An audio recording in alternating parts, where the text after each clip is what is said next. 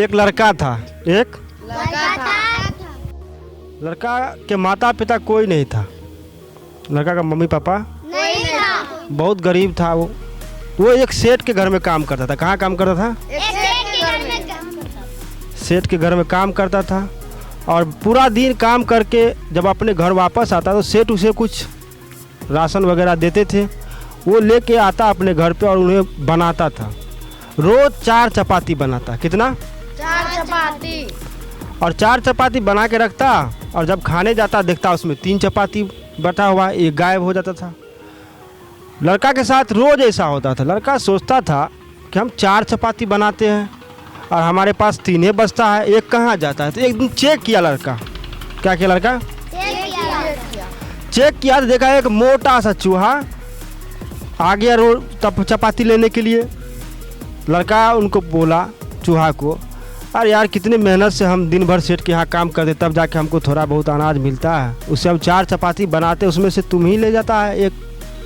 तो चूहा बोलता, अरे यार जो तुम्हारा नसीब का है वो तुम खाओ, जो मेरा नसीब का है वो मैं खाता हूँ। कहता ऐसे कैसे होगा? कहता मत ले जाओ मेरा। कहा नहीं हम तो ले जाएंगे, तुमको परेशानी है तो जाओ कोई उपाय ढूंढो। कहा कहाँ उपाय हम ढूंढे? कहा चले जाओ तुम गौतम बुद्ध के पास। कहाँ चले जाओ? गौतम बुद्ध के पास, उसके पास तुम्हारा जवाब होगा।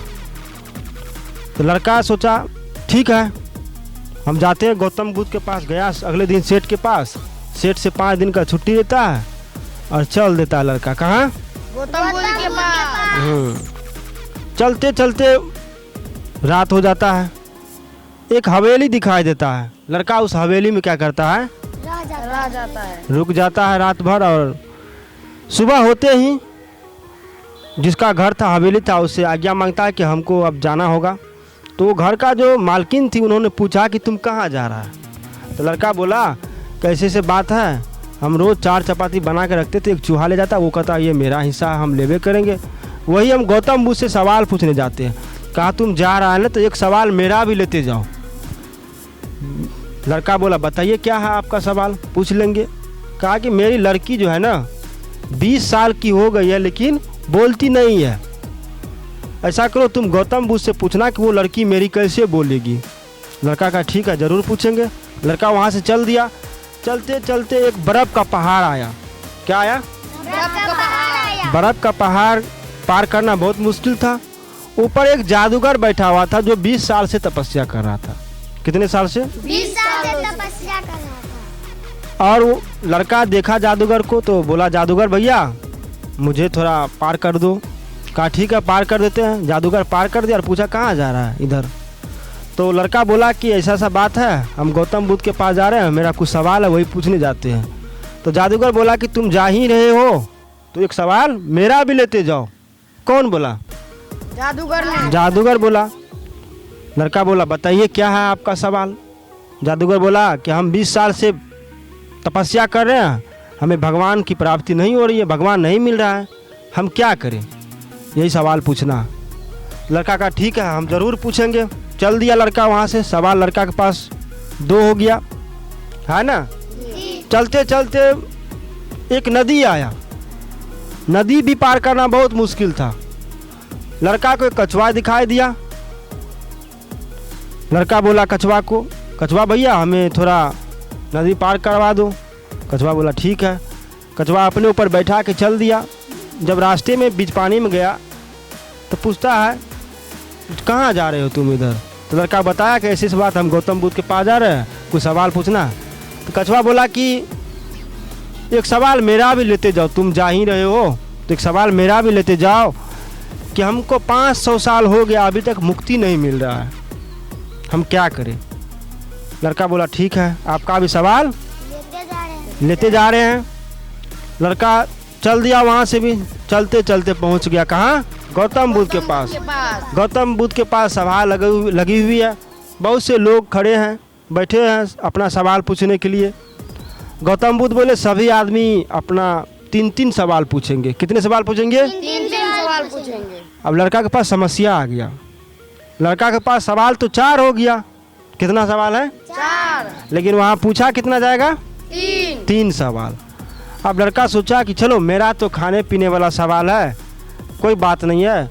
अगर हम उस हवेली का सवाल नहीं पूछे, लड़की जो 20 साल से नहीं बोल रहे हैं तो वो नाराज़ हो जाएगा। दूसरा सवाल उस जादूगर भैया का नहीं पूछेंगे तो वो नाराज़ हो जाएगा।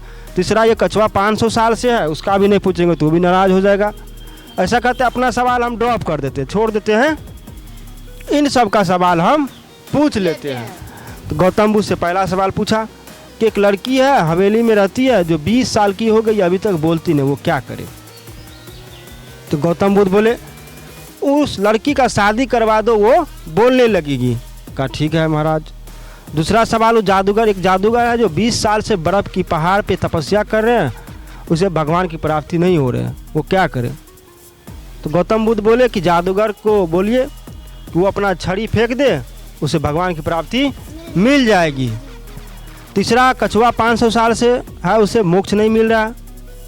कहा कछुआ को बोलिया कि वो अपना जो है ना खाल अपना उतार दे, उसे मोक्ष मिल जाएगा। लड़का बोला ठीक है महाराज। लड़का वहाँ से वापस चल दिया। आते आते कछुआ को बोला कछुआ भैया आप अपना खाल उतार दीजिए, आपको भगवान मोक्ष मिल जाएगा।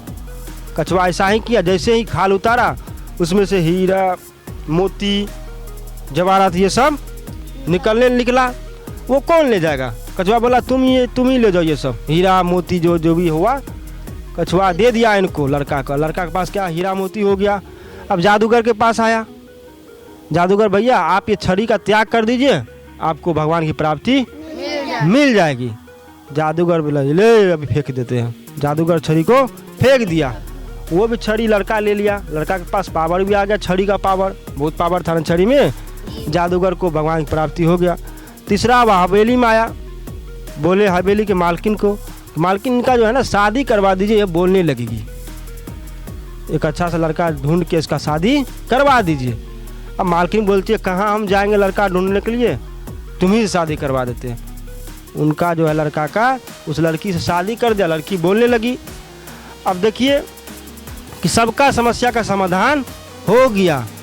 अब लड़का का भी सारा समाधान हो गया। कैसे हो गया? लड़का सबका भला किया, अपना सवाल छोड़ के सबका सवाल पूछा। अब सब ने किसका भला किया?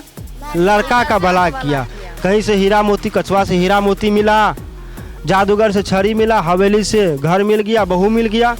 अब क्या चाहिए? लड़का सबका भला किया और सबने किसका भला किया? लड़का का। इसीलिए आप लोग भी एक दूसरे का भला करते जाइए, इसी से जिंदगी चलती जाएगी। ठीक है ना जी? चलिए।